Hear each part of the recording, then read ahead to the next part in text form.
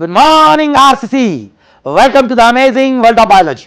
बानो, आपण microbes in human welfare मध्ये आज नवीन ॲप्लिकेशन पाहणार आहोत. ॲप्लिकेशन म्हणजे मायक्रोबचा अजून कुठं कुठं वापर करता येतो. पहिल्यांदा आपण बघितलं घरी कुठले कुठले प्रोडक्ट आपल्या आईला मदत करतात मायक्रोब्स बनवण्यासाठी. म्हणजे जात असं नाही म्हणजे ते दही बनवतात बरोबर, ते सोबत सोबत काय बनवतात, त्या दह्याबरोबर ते बनवतात इडली, डोसा, ब्रेड, चीज, टॉडी. बरोबर ना, एकदम बरोबर. आता या हाऊस होल्ड प्रोडक्ट्स मध्ये पण अजून एक प्रोडक्ट तुम्हाला मी सांगणार आहे. मी नो डाऊट तुम्हाला एक हेडिंग लिहून दिलं, use of microbes in industrial product, पण तरी एक अजून एक गोष्ट ऍड करणार आहे. अजून मी तुम्हाला हाऊस होल्ड प्रोडक्ट बद्दलच थोडंसं सांगणार आहे. म्हणजे कसं बघा, एक 6वा प्रोडक्ट आपण बघणार आहेत बाळांनो, 6 प्रोडक्ट जो एनसीईआरटीच्या बाहेरचा आहे. लक्ष देऊ नाही का काय सर हा प्रोडक्ट जो आहे याला मी म्हणणार आहे योगर्ट. काय म्हणणार आहे? योगर्ट. सर ही तर योग हर्ट असं लिहिल्यासारखं वाटायलंय.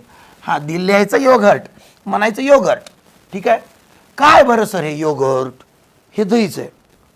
मग याला तर कर्ड म्हणली होती तुम्ही. दही आहे पण एक्झॅक्ट दही नाही, दह्यासारखं आहे. का बरं? बघा याचं कारण आहे. दह्याचा जो दुसरा बेनिफिट सांगितला होता काय, की बाबा हे लॅक्टोबॅसिलाई दह्यामधले आपल्या इंटेस्टाईनमध्ये सिकममध्ये जाऊन बसतात आणि इतर पॅथोजेनिक बॅक्टेरियाची ग्रोथ इंटेस्टाईनमध्ये होऊ देत नाही. बरोबर. पण प्रॉब्लेम काय आहे, lactobacilli before entering into stomach, that is इंटेस्टाईनमध्ये सिकममध्ये जाण्या अगोदर ते स्टमकमध्ये येतात आणि स्टमकच्या ॲसिडिटीमध्ये मरतात. लक्ष देऊ नये का बाळांनो. लॅक्टोबॅसिलाई जनरली काय होतं, इथे लिहितोय, लॅक्टोबॅसिलाई आर नॉट रेजिस्टंट. बघा बाळांनो, they are not resistant to acidic conditions और ॲसिड्स. म्हणजे आपल्या पोटामध्ये स्टमकमध्ये त्यांचा मृत्यू होतो. म्हणजे तुम्ही खूप कमी लॅक्टोबॅसिलाई सिकममध्ये जातील. सायंटिस्ट काय म्हणले, आपण एक असे बॅक्टेरिया शोधू जे दही बनवतील पण ते ॲसिड्स मध्ये मरणार नाहीत. बघा बाळांनो, योगर्ट जे आहे, योगर्ट हे जे आहे बाळांनो इज सिमिलर टू कर्ड, दह्यासारखंच आहे, बट विथ डिफरंट, पण कसे डिफरंट मायक्रोब्स और different bacteria. Sir different bacteria म्हणजे डिफरंट बॅक्टेरिया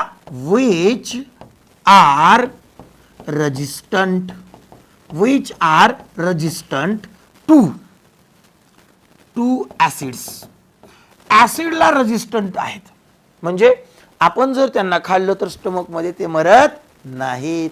मग ते 2 बॅक्टेरिया आहेत. मी पूर्ण नाव सांगणार नाही, तुम्हाला गरजेपुरतं. बॅक्टेरियाचं नाव आहे, पहिला आहे बाळांनो बल्गेरियस. काय नाव आहे? बल्गेरियस.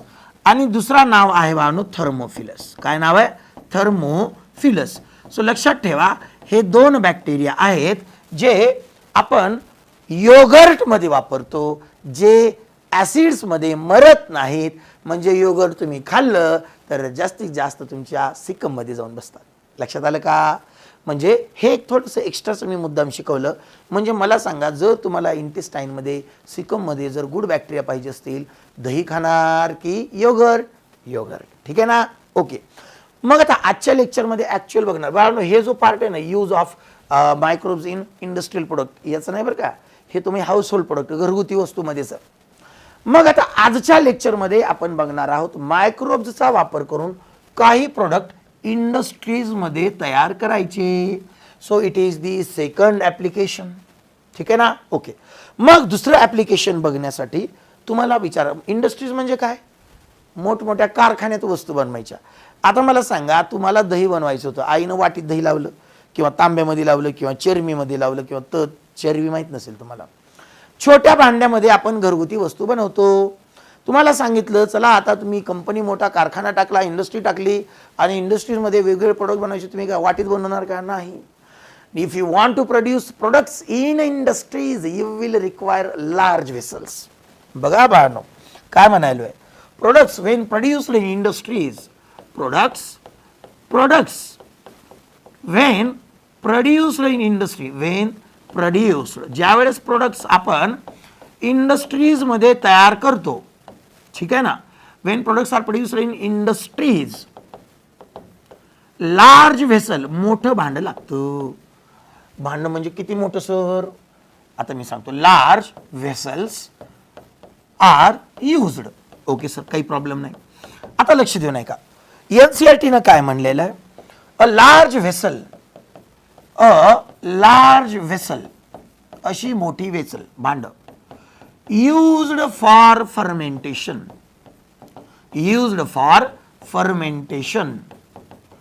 In industries.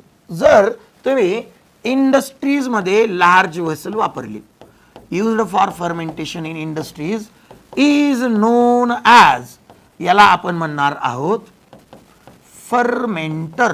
काय म्हणणार? फर्मेंटर. नीट पडलेला क्वेश्चन आहे. सांगा बरं, फर्मेंटर काय आहे? सर, फर्मेंटर ही एक लार्ज व्हेसल आहे, अशी लार्ज व्हेसल जी इंडस्ट्रीजमध्ये वापरायची फर्मेंटेशनसाठी. ओके सर, काही प्रॉब्लेम नाही. मग एक गोष्ट अजून एक लक्षात ठेवा की इंडस्ट्रीजमध्ये प्रोडक्ट तयार करताना मायक्रोबचा वापर करायचा आहे, पण प्रत्येक वेळा फर्मेंटेशनच्या प्रोसेसची गरज नाही. म्हणजे विदाउट फर्मेंटेशन सुद्धा तुम्ही प्रोडक्ट तयार करू शकता. अरे बापरे, असं आहे का? हां, म्हणजे बघा, तुम्ही हाऊसहोल्ड प्रोडक्ट तयार केले, त्या प्रत्येक प्रोडक्टमध्ये फर्मेंटेशनची प्रोसेस झाली.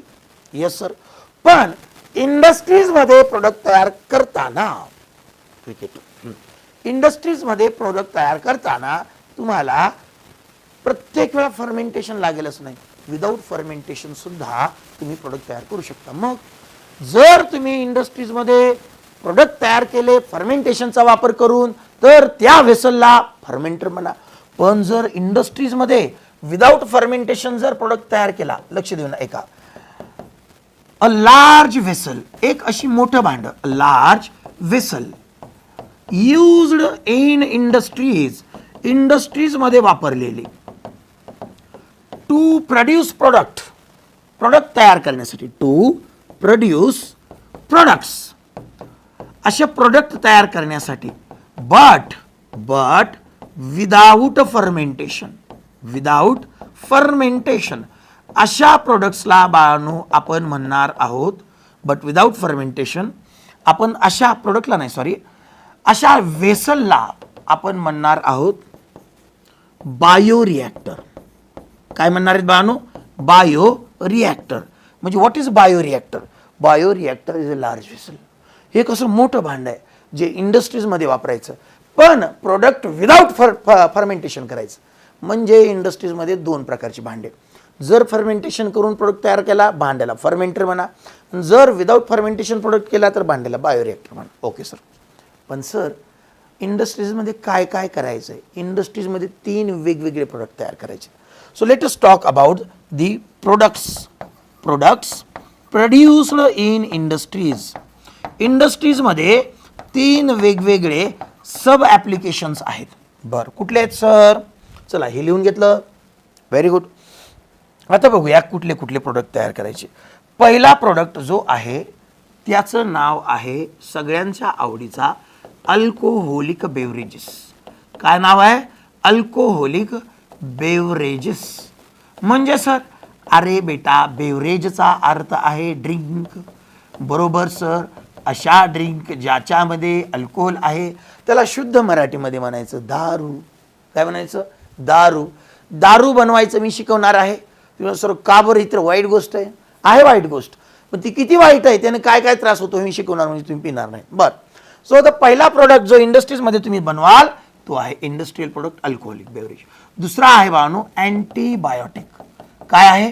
अँटीबायोटिक्स. बाळांनो, अँटीबायोटिक असा प्रोडक्ट आहे जो जगात मला वाटत नाही कोणाला माहीत नाही असं असेल. राईट ना? राईट. आणि we have a third product. याचं नाव आहे देअर आर सम केमिकल्स. आपण काही केमिकल्स बनवणार आहेत, म्हणजे काही ॲसिड्स बनवणार आहेत, म्हणजे काही एन्झाईम्स बनवणार आहेत, आणि काही बायो ॲक्टिव्ह एजंट्स बनवणार आहेत. सर, हा शेवटचा शब्द माझ्या डोक्यावरून बाउन्सर गेलेला आहे, जाऊ द्या. म्हणजे हे काही प्रोडक्ट आहेत जे तुम्ही बनवून घेणार आहात इंडस्ट्रीजमध्ये. चला आता काय करू, आपला पहिला आवडीचा प्रोडक्ट बनवू. आवडीचा म्हणजे आवडीचा याचा अर्थ आपल्याला आवडणारा. प्रोडक्टचं नाव आहे बाळांनो अल्कोहोलिक बेवरेजेस. काय नाव आहे? Alcoholic beverages. बेवरेज म्हणजे काय सर? पेय, ड्रिंक, असे पेय जे ज्यामध्ये अल्कोहोल आहे. बघा ड्रिंक म्हणलं ना आपल्या डोक्यात पहिल्यांदा कधी एकच शब्द येतो, दूध. बरोबर आहे ना? हां बरोबर आहे. म्हणजे तुम्ही इथं थोड्या वेळासाठी दारू कशी बनवायची त्याची प्रोसेस काय बघणार.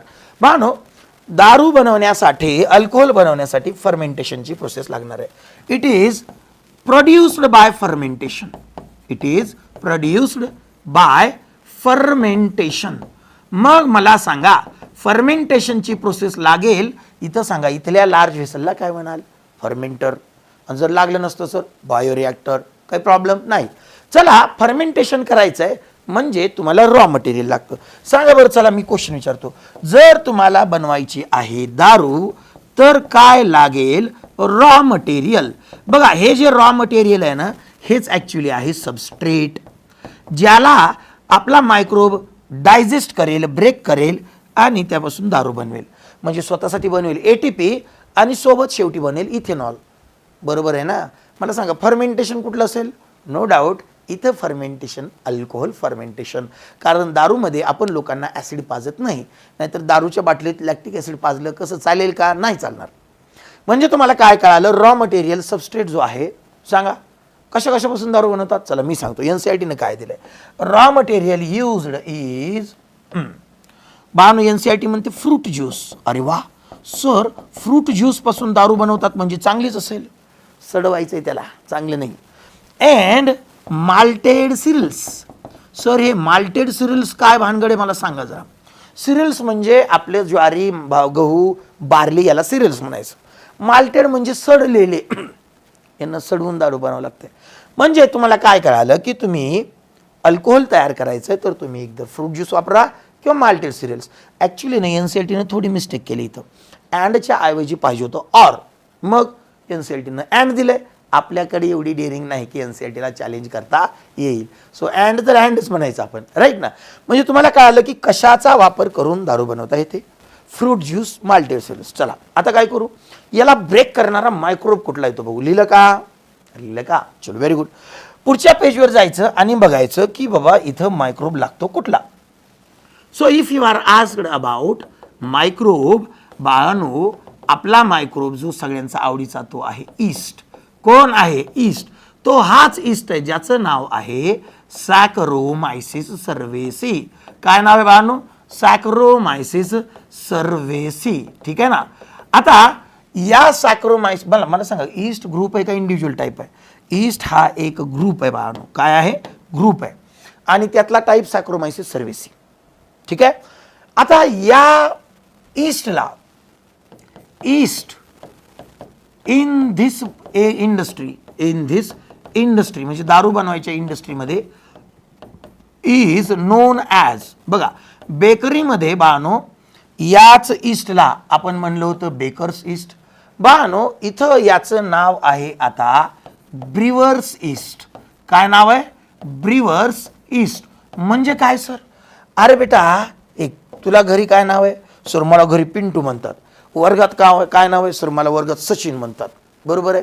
मित्र काय? मित्रांची नावं सर सांगू शकत नाही. बरोबर आहे. म्हणजे मित्र मला काय म्हणतात ते सांगू, म्हणजे माणूस तोच आहे. ठीक आहे ना? पण वेगवेगळ्या ठिकाणी वेगवेगळी नावं. तसं ईस्ट तोच आहे सॅकरोमायसिस सर्वेसी.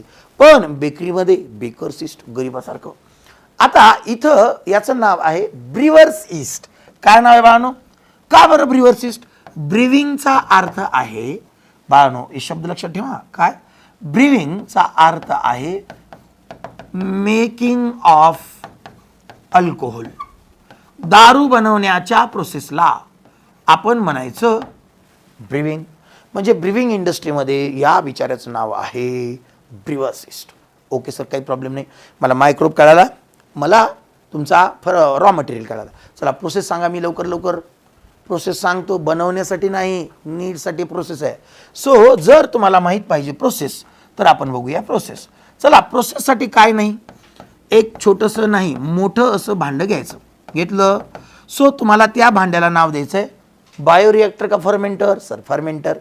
एक मोठं फर्मेंटर घ्या, त्यामध्ये रॉ मटेरियल टाका. टाकलं सर, समजा तुम्ही सडलेले गहू टाकले. ओके, आता तुम्ही काय करा, त्याच्यामध्ये रॉ मटेरियल ऍड करा. सो पहिली प्रोसेस आहे बाळांनो, रॉ मटेरियल. ठीक आहे ना, रॉ मटेरियल. तुम्हाला काय करायचंय, add raw material in fermenter. एका मोठ्या भांड्यामध्ये, त्याचं नाव फर्मेंटर, या फर्मेंटरमध्ये तुम्हाला रॉ मटेरियल टाकायचंय. ओके, आता काय करा, add microbe, add yeast. Okay sir, आता या ईस्ट बरोबर ना थोडंसं तुम्ही कोमट पाणी पण टाका, ज्यानं प्रोसेस एनहान्स होईल.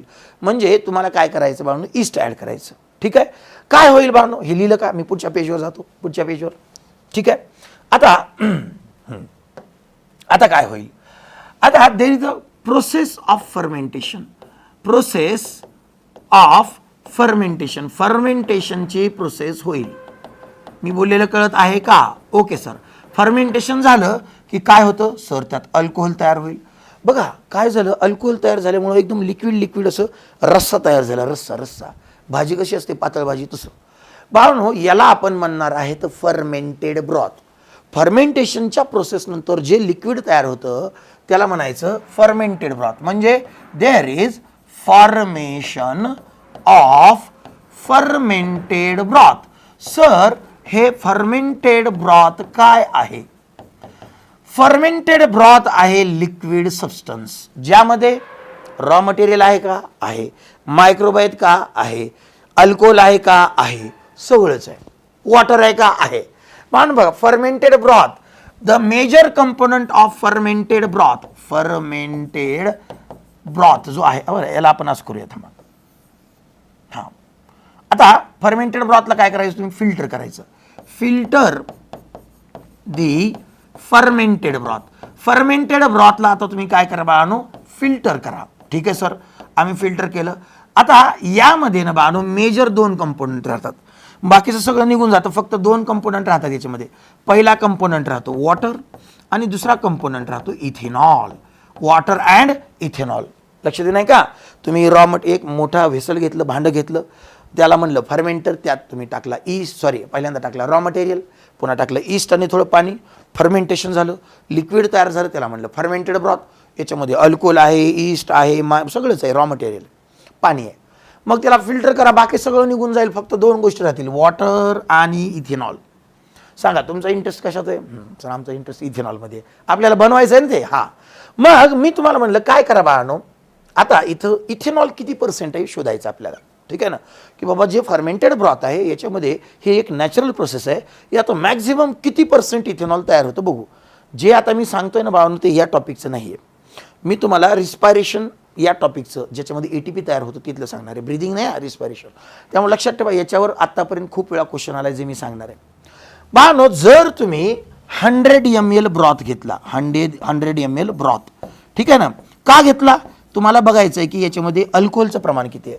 तर तुम्हाला काय कळेल बाळांनो की याच्यामध्ये 87 ml हे पाणी आहे आणि 13 ml हे इथेनॉल आहे.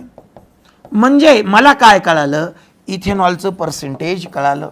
It means we have 13% ethanol. किती % इथेनॉल? नॅचरली मॅक्झिमम तुमच्याकडं किती % इथेनॉल असेल? 13%. याच्यापर इथेनॉल कधीच नॅचरली तयार होऊ शकत नाही.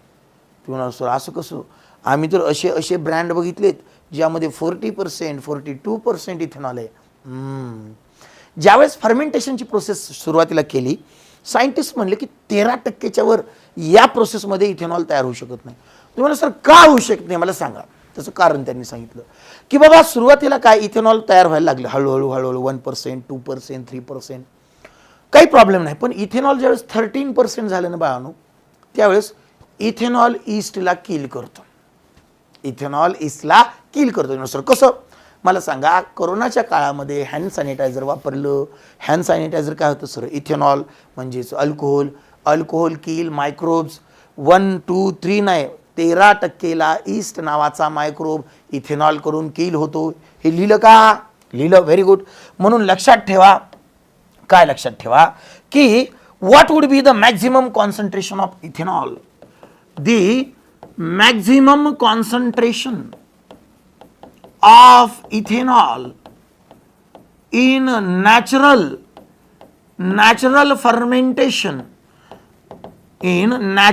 fermentation, लक्ष देऊ नाही का बाबा, फर्मेंटेशनच्या नॅचरल प्रोसेसमध्ये इज 13%. किती आहे बानो? 13% आहे. किती आहे? 13%. बिकॉज एवढंच का, याच्यावर का नाही, at this concentration there is death of yeast. There is a death of yeast by ethanol. बापरे, म्हणजे इथेनॉलनं ईस्टला तयार केलं, बरं सॉरी, ईस्टनं इथेनॉलला तयार केलं आणि इथेनॉलनं ईस्टला मारलं. जिस थाली में खाया उसी में छेद किया. काय नाही, पर्याय नाही, पण ही नॅचरल प्रोसेस आहे. सगळे लोक मग म्हणले नाही चालणार नाही, आम्हाला 13% अल्कोहोलनं काहीच होत नाही. काही जण म्हणले आमचा काटा पण हलत नाही त्यानं.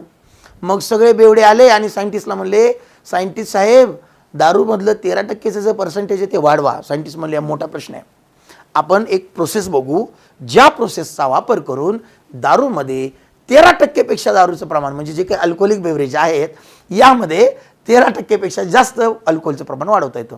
मग एक ग्रेट सायंटिस्ट आला. ठीक आहे, तुम्हाला मी एक प्रोसेस सांगतो. काय, या प्रोसेसचं नाव आहे डिस्टिलेशन. काय नाव आहे? डिस्टिलेशन. मग प्रोसेसचं नाव ऐकलं की सगळ्यांनी टाळ्या वाजवल्या. वा वा वा वा, बरं झालं प्रोसेस ऐकले. सायंटिस्ट म्हणला अगोदर ऐका प्रोसेस काय. म्हणजे तो काय म्हणला, एक मोठं भांडं घ्यायचं, एक काचेचं भांडं घ्यायचं बरं का. ती म्हणली बघा असं आपण एक घेऊ काचेचं भांडं. म्हणजे सर किती मोठं? एक 10,000 लिटरचं. काचेचं घ्या, कशाचं घ्या, ठीक आहे. आता तुम्ही याच्यामध्ये काय करा, यामध्ये फर्मेंटेड ब्रॉथ ॲड करा. काय आता हा फर्मेंटेड ब्रॉथ, ठीक आहे ना. म्हणजे यात ॲक्च्युली दोन आहेत गोष्टी, एक तर आहे वॉटर आणि दुसरा आहे इथेनॉल. ओके, सगळे लोक असं मन लावून ऐकतायत बघा. मग तुम्ही काय करा, याला हीट करा. काय करा? हीट. कोणाला? याला खालून हीट दिली आपण, असं हीट. ठीक आहे. आता हीट किती द्यायची? बानो, तुम्ही कधी बघितलं असेल, ते जे सॅनिटायझरची जर बॉटल उघडी राहिली ते आपोआप वाफ उडून जाते ते इथेनॉलची. अल्कोहोलचा बॉइलिंग पॉईंट कमी आहे बाळानो, म्हणजे अल्कोहोलची वाफ लवकर होते. तुम्ही याला एवढंच बर्न करा, हीट करा, ज्यात अल्कोहोलची वाफ होईल, वॉटरची होणार नाही. बरं सर, आणि काय करायचं मग, इथं एक वेगळी अशी अजून पाईपलाईन करायची आणि या पाईपलाईनमधून या इथेनॉलची वाफ कलेक्ट करायची. बघा बघा, लक्ष देऊ नका, खूप महत्त्वाचं आहे. मी शिकवतोय, घरी तयार करू नका रे. म्हणजे तुम्ही इथं एक अजून भांडं घेतलं आणि यामध्ये काय जमा केलं बाळानो, तुम्ही इथं जमा केलेलं आहे, याला तुम्ही कोल्ड टेम्परेचरला ठेवलं, ज्यामध्ये जी वाफ आली दारूची ही लिक्विड होईल. म्हणजे कोल्ड टेम्परेचरला आहे. इथं तुम्ही जमा करणार आहात इथेनॉल. मला सांगा इथं वॉटर येईल का? सर नाही. का? कारण इथं तुम्ही एवढीच हीट दिली ज्यात फक्त अल्कोहोलची वाफ होईल, वॉटरची होणार नाही. बाळानो, इथं 13% अल्कोहोल होतं आणि 87% पाणी. इथं मला सांगा पाणी आहे का? नाही.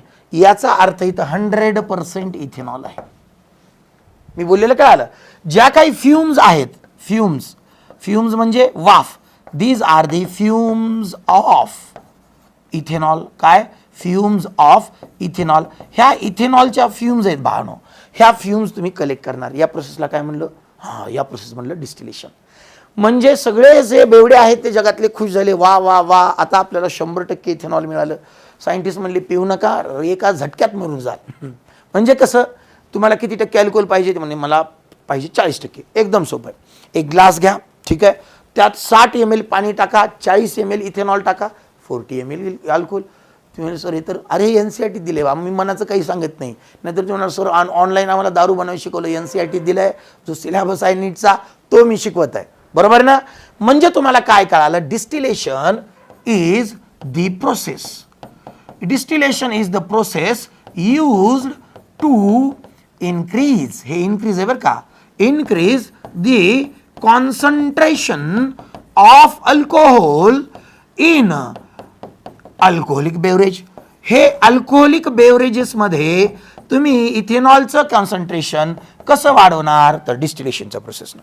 काही अवघड लिहिलं का? पुढच्या पेजवर जाऊ. मी शिकवताना लिहू नका बाळांनो, तुम्ही नंतर काय करायचं, लिहा म्हणलं की मी थांबवायचा व्हिडिओ आणि लिहायचं. म्हणजे मला काय कळालं बाळांनो, हा जो फर्मेंटेड ब्रॉथ आहे, फर्मेंटेड ब्रॉथ ज्याला तुम्ही फिल्टर केलेलं आहे, याला तुम्ही दोन पद्धतीने वापरू शकता. कसं, एकतर तुम्ही याला डायरेक्ट पिऊ शकता, म्हणजे तुम्ही याला विदाउट डिस्टिलेशन याला वापरू शकता. ठीक आहे सर. किंवा तुम्ही त्याला डिस्टिलेशनची प्रोसेस करून विथ डिस्टिलेशन वापरू शकता. अरे डिस्टिलेशन रे आत्ताची प्रोसेस. Okay sir.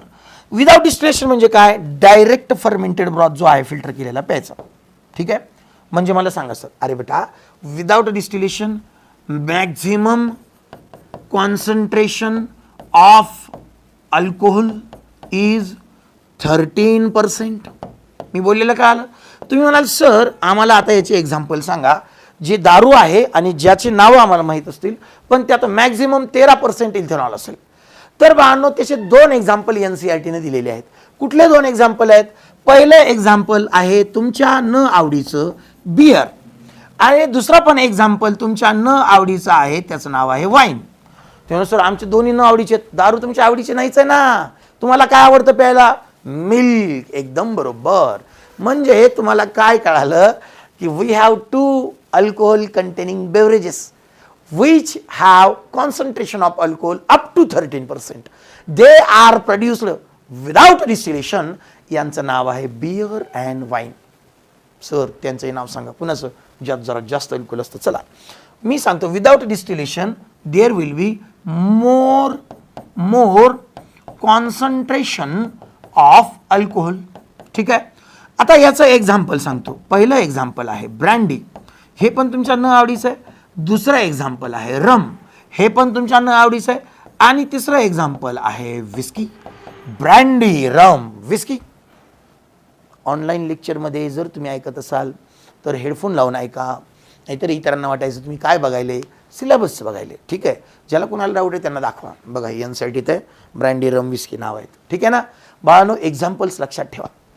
म्हणजे मला एक गोष्ट तुम्हाला सांगायचं, प्रोडक्ट कुठलाही असेल, मायक्रोब नेहमी तोच असणार आहे, ईस्ट.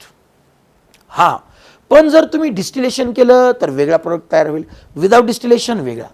आणि तुम्ही जर रॉ मटेरियल बदललं तरी सुद्धा अल्कोहोलिक बेवरेज चेंज होतं. म्हणजे काय, तुम्ही कधी ऐकलंय का की बाबा ग्रेप्सपासून वाईन बनवतात आणि गव्हापासून बियर बनवतात. बघा इथं NCERTची एक महत्त्वाची स्टेटमेंट लिहितो. काय, types of alcoholic beverage depends on 2 factor.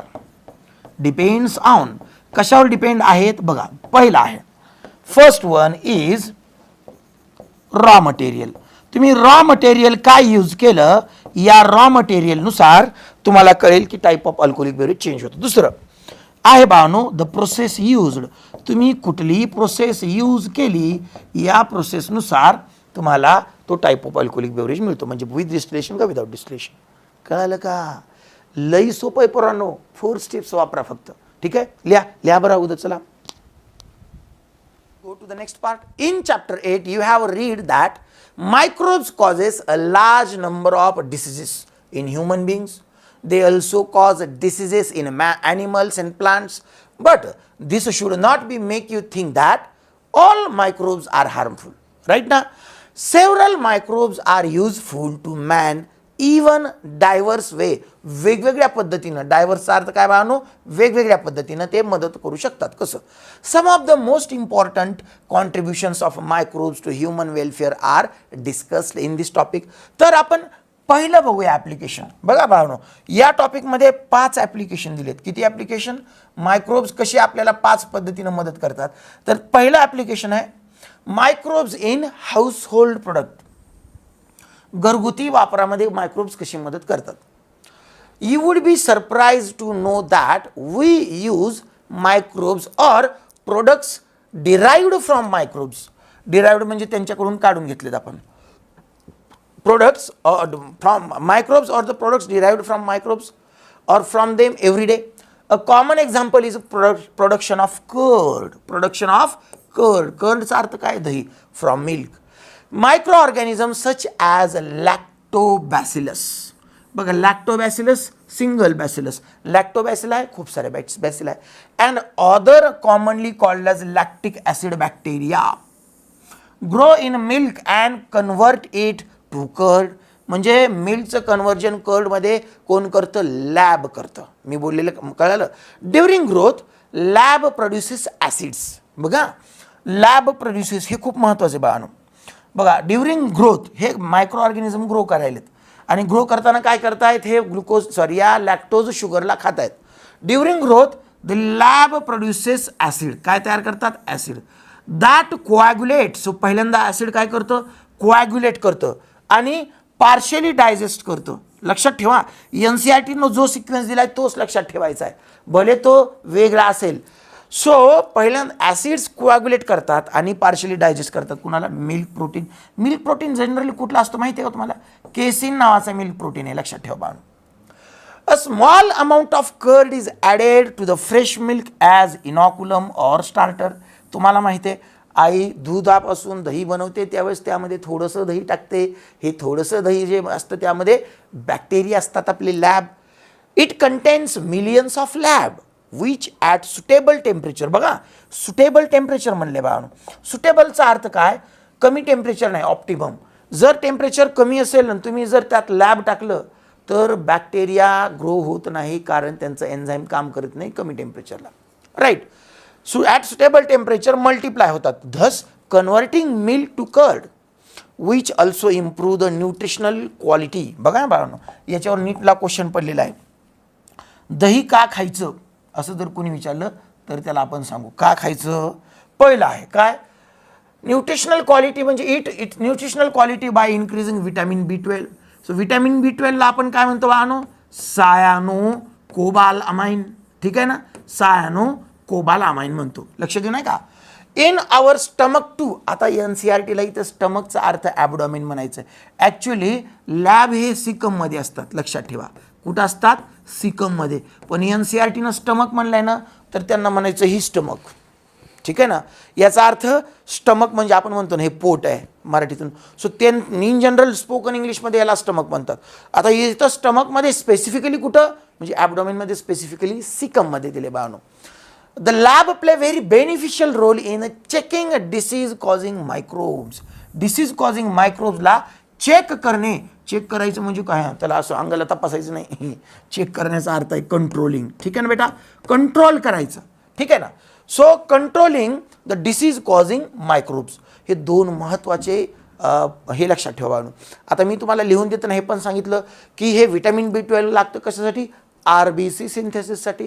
आणि याच्याबरोबर तुम्हाला लागतं विटॅमिन B12 बरोबर आयर्न, फोलिक ॲसिड, त्याच्यानंतर इरिथ्रोपॉयटिन, कॉर्टिझॉल, थायरॉक्झिन, इंट्रेन्सिक फॅक्टर.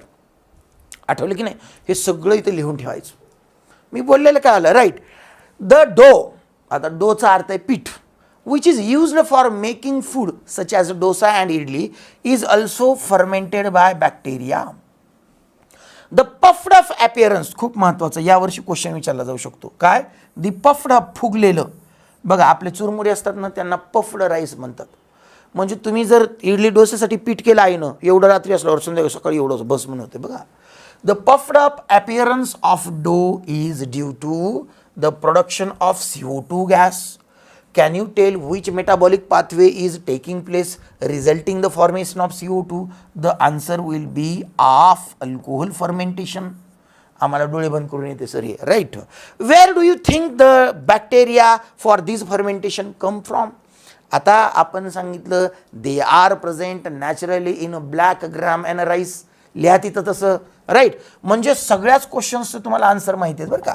म्हणजे तुम्ही कंटेक्स्ट क्वेश्चन घ्या, काहीही घ्या, तुमचं सगळं शिकवून झालेलं आहे, फक्त त्याला आपण रिफाईन करतोय. सिमिलरली द डो which is used for making bread. Blue करा रे, याला रेड करू नका, याला काय करा? ब्ल्यू करा. हां, ब्रेड करण्यासाठी जो वापरतो आपण making bread is fermented using baker's east.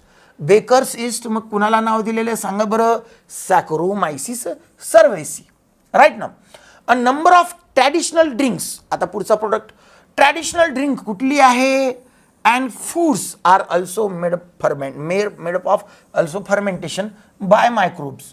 बघा तुम्हाला फर्मेंटेशनचा एक प्रोडक्ट सांगतो तुम्हाला, उदाहरण जर माहीत असेल तर आपला ढोकळा.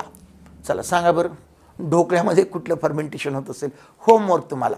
माझा नंबर माहिती आहे ना, 9527 वाला, त्याच्यावर नंबर ढोकळ्यामध्ये कुठल्या प्रकारचं फर्मेंटेशन असेल बघू. टॉडी टॉडी टॉडी आपल्या न आवडीचं, काही जणांच्या आवडीचं.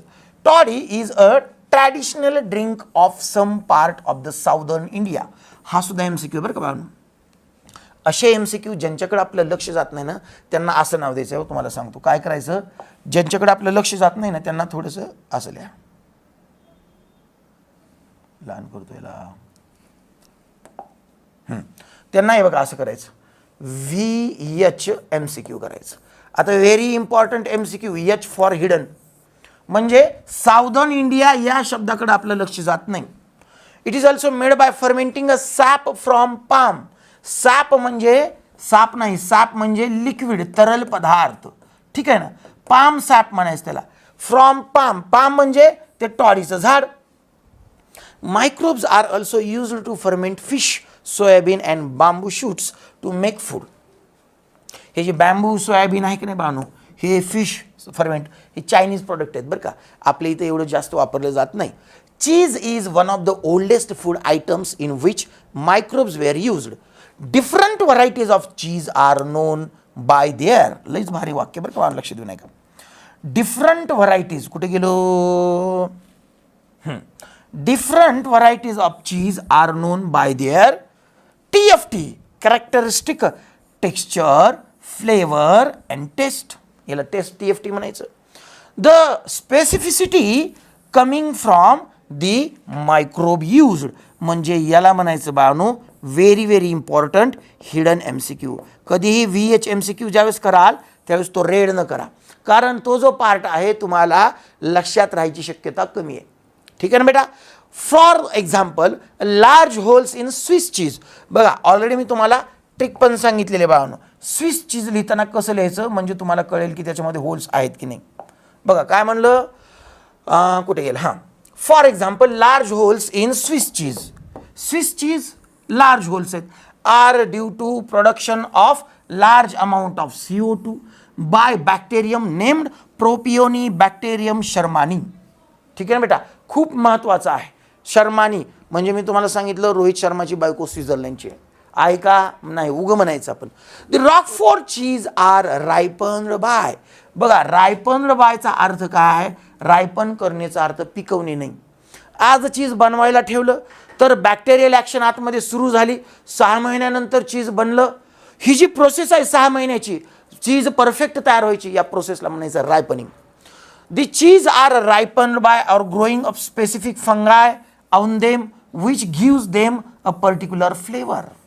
लक्ष देऊ नये का, एक इंटरेस्टिंग कन्सेप्ट आहे बाळांनो. इथं काय म्हणलंय बघा, दी रॉकफोर्ट चीज, कुठे गेलं, the Roquefort cheese are ripened by growing a specific fungus.